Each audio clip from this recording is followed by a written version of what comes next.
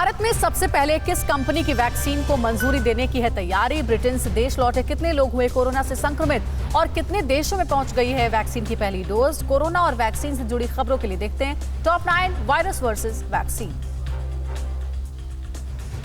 भारत में जनवरी में corona vaccination शुरू करने की तैयारी है। खबर है कि देश में सबसे पहले इमरजेंसी यूज के लिए ऑक्सफोर्ड एस्ट्राजेनेका के टीके को मंजूरी मिल सकती है। ब्रिटेन में ऑक्सफोर्ड की वैक्सीन को मंजूरी मिलते ही भारत में इसे लेकर बैठक होगी। गणतंत्र दिवस की परेड में हिस्सा लेने के लिए दिल्ली पहुंचे हजारों सैनिकों में से करीब 150 सैनिक कोरोना संक्रमित पाए गए हैं, जिसके बाद इन्हें दिल्ली कैंट में क्वारंटाइन कर दिया गया है। कोरोना पॉजिटिव सैनिकों में लगभग सभी एसिम्प्टोमेटिक हैं, यानी इनमें कोई लक्षण नहीं है। वहीं दिल्ली के पुलिस कर्मियों को जल्द टीका लगाया जाएगा।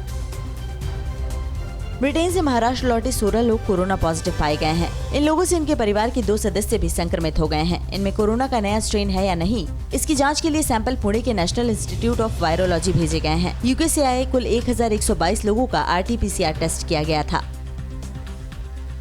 8 दिसंबर से अब तक 84 लोग ब्रिटेन से यूपी के मेरठ आए हैं। इनमें 15 लोगों का कोरोना टेस्ट किया गया, जिसमें एक ही परिवार के 3 लोग संक्रमित पाए गए हैं। सभी को क्वारंटीन कर दिया गया है। नए स्ट्रेन की आशंका को देखते हुए इनके सैंपल दिल्ली और पुणे की लैब में भेजे गए हैं। भारत में भी कोरोना के नए स्ट्रेन का खतरा बढ़ गया है। केरल के कोझिकोड में स्वास्थ्य विभाग के सर्वे में वायरस के स्ट्रेन में बदलाव देखा गया है। अब ये सर्वे पूरे राज्य में कराने की तैयारी की जा रही है। केरल के स्वास्थ्य मंत्री के शैलजा ने कहा कि स्ट्रेन में बदलाव देखा गया है, हालांकि ये ब्रिटेन जैसा नहीं है। इस पर एक्सपर्ट रिसर्च कर रहे हैं।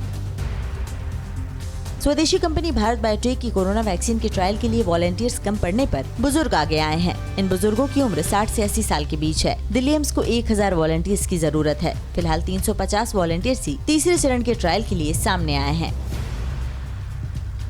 कोरोना का नया स्ट्रेन तेजी से दुनिया भर में फैल रहा है। ताज़ा मामला स्पेन से सामने आया है। यहाँ राजधानी मैड्रिड में 4 लोगों में वायरस का नया रूप मिला है। ये सभी हाल ही में ब्रिटेन से लौटे हैं, जिसके बाद यूके के सभी एंट्रीज पर बैन लगा दी गई है। इससे पहले जापान में 5 और फ्रांस में 1 मामले की पुष्टि हुई थी। कोरोना के नए प्रकार के बीच दुनिया के कई देशों में वैक्सीन पहुंच गई है। स्पेन, ग्रीस, रोमानिया, बुल्गारिया में कोरोना टीके की पहली खेप पहुंची है। वहीं कुछ देशों ने वैक्सीनेशन तेज कर दिया है, ताकि कम समय में ज्यादा से ज्यादा लोगों को कोरोना की वैक्सीन दी जा सके।